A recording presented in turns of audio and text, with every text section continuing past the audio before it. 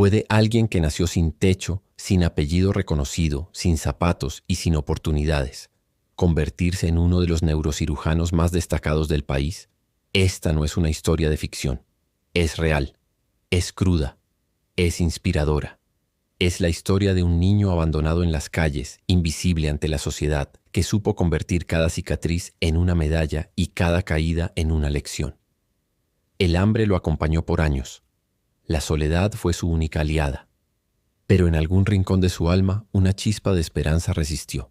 Hoy te contaré cómo un joven que creció entre cartones y basura llegó a operar cerebros humanos, salvar vidas en quirófanos de última generación y dar conferencias en universidades que antes solo podía ver en documentales desde la pantalla rota de una tienda.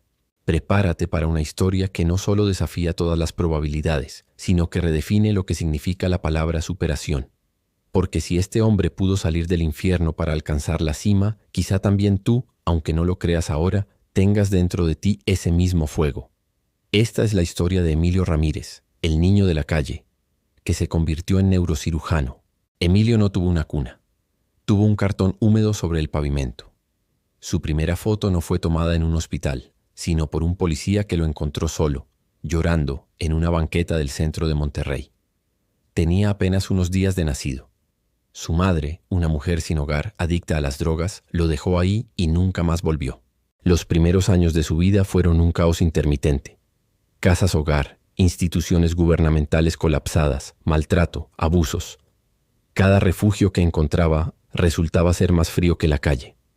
Emilio aprendió pronto a defenderse, a robar comida, a correr más rápido que los policías y a esconderse mejor que nadie. Con 7 años ya sabía qué basureros tenían mejor comida y qué calles eran más seguras para dormir.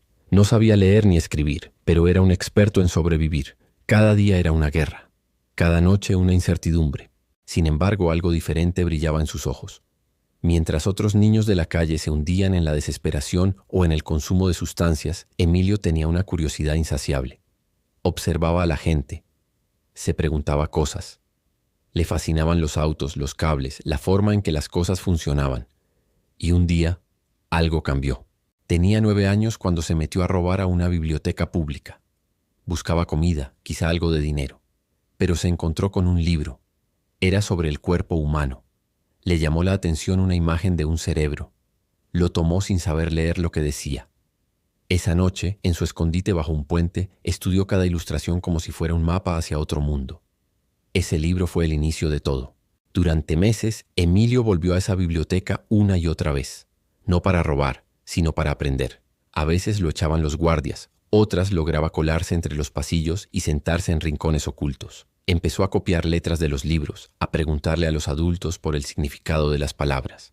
Aprendió a leer, solo, con la ayuda involuntaria de libros de medicina y enciclopedias viejas. A los 11 años conoció a Julia, una mujer que trabajaba como voluntaria en un comedor comunitario. Ella lo veía llegar todos los días, siempre solo, siempre sucio, pero con un libro bajo el brazo. Eso la intrigó. Un día se acercó a él y le preguntó, ¿te gusta estudiar? Emilio, sin levantar la vista, solo dijo, quiero entender cómo funciona el cerebro. Julia no podía creerlo. Ese niño que olía a calle y hablaba como adulto tenía un brillo especial. Lo llevó a una fundación que ayudaba a niños en situación de calle. Le dieron un lugar para dormir, comida caliente y, por primera vez, un pupitre con su nombre. Emilio tenía hambre de aprender. Devastó libros de ciencia, anatomía, matemáticas. En 2 años alcanzó el nivel académico de adolescentes de 15 años. Su memoria era fotográfica. Su pasión, imparable. Un día, una doctora que colaboraba con la fundación le permitió asistir como observador a una cirugía menor. Ver un quirófano cambió su vida. Confirmó lo que ya intuía. Él no quería solo entender el cerebro. Quería salvar vidas con sus propias manos. Gracias al respaldo de Julia y la fundación, Emilio fue aceptado en una secundaria privada con una beca completa. Era el único alumno sin uniforme, sin mochila decente, sin familia que lo recogiera, pero también era el único que sacaba 10 en biología sin esfuerzo. Al principio fue objeto de burlas, luego de respeto, finalmente de admiración. Con el paso del tiempo, varios maestros se convirtieron en sus mentores. Lo prepararon para los exámenes nacionales, le enseñaron inglés, lo ayudaron a construir un currículum Y cuando terminó la preparatoria, Emilio aplicó a una de las universidades de medicina más prestigiosas del país. No solo lo aceptaron, le dieron una beca del 100%. Su paso por la universidad no fue fácil. A pesar de su inteligencia, las carencias acumuladas le pasaban factura. No tenía dinero para libros, para transporte, a veces ni para comer. Pero sus notas seguían siendo brillantes. Dormía poco, estudiaba mucho. Hacía prácticas en hospitales desde el primer año. Y cada vez que entraba a un quirófano, su corazón se aceleraba como la primera vez. En sexto año de carrera, fue seleccionado para realizar una estancia médica en un hospital de Boston. Fue la primera vez que salió del país. Nunca había subido a un avión. Nunca había visto la nieve. Pero se movía por los pasillos del hospital como si toda su vida lo hubiera preparado para ese momento.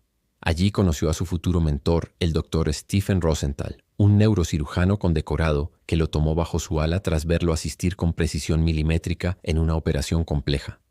Rosenthal le dijo: «Tú naciste para esto». Tras graduarse con honores, Emilio inició su residencia en neurocirugía.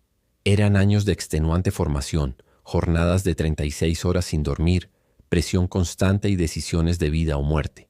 Pero para él, cada día en el hospital era un sueño hecho realidad. Durante su residencia, salvó a una niña con una malformación cerebral que otros médicos habían dado por desahuciada. La operación fue tan precisa que fue publicada en una revista médica. Su nombre, por primera vez, apareció junto a los grandes. La historia de su vida comenzó a hacerse conocida. Algunos medios lo entrevistaron. ¿Cómo es posible que alguien que creció en la calle esté ahora operando cerebros?, preguntaban. Emilio siempre respondía lo mismo. La calle me enseñó a sobrevivir. La medicina me enseñó a vivir. Fundó un programa para formar a niños en situación de calle con vocación científica. Lo llamó Neuronas del Futuro. Visitaba albergues, daba clases, donaba libros, organizaba jornadas médicas gratuitas. Nunca olvidó de dónde venía. A los 34 años se convirtió en uno de los neurocirujanos más jóvenes en dirigir una unidad de neurocirugía en un hospital público. Lo que más le enorgullecía no eran los premios ni los reconocimientos, sino ver a sus antiguos compañeros de la calle graduarse como técnicos, enfermeros e incluso médicos. En una entrevista reciente, Emilio confesó algo que nadie sabía. Durante años escribió cartas a una mujer que nunca respondió, su madre. Nunca la culpó. No sabía si estaba viva, ni si recordaba que alguna vez tuvo un hijo. Pero cada año, el día de su cumpleaños, escribía una carta. En una de ellas escribió: «Mamá, no sé si alguna vez te arrepentiste de dejarme en esa banqueta, pero quiero que sepas que estoy bien. Soy médico, salvo vidas, y cada vez que lo hago, pienso que quizás un día pueda salvar también la tuya».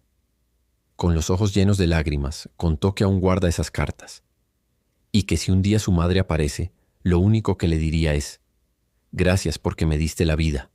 El resto lo aprendí solo, pero sin tu primer acto de vida, nada hubiera sido posible». Esa última declaración se hizo viral. La historia de Emilio cruzó fronteras. Hoy da conferencias en universidades del mundo, y sin embargo sigue visitando la biblioteca donde todo empezó. El mismo rincón, el mismo libro.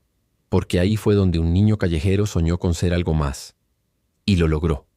La historia de Emilio Ramírez no es solo una historia de éxito, es una historia de resistencia, de humanidad, de la capacidad infinita que puede tener un niño cuando alguien le dice «sí puedes» en lugar de «tú no puedes». Muchos lo dieron por perdido. Pero él, con cada noche de frío, con cada insulto, con cada rechazo, fue formando el carácter de un hombre que no solo sobreviviría, sino que cambiaría el mundo desde una sala de cirugía.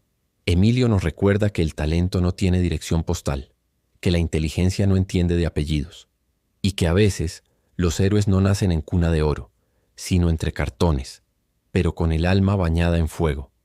Si esta historia te inspiró, compártela, porque quizá alguien que la escuche esté a punto de rendirse, y en estas palabras encuentre la fuerza para seguir.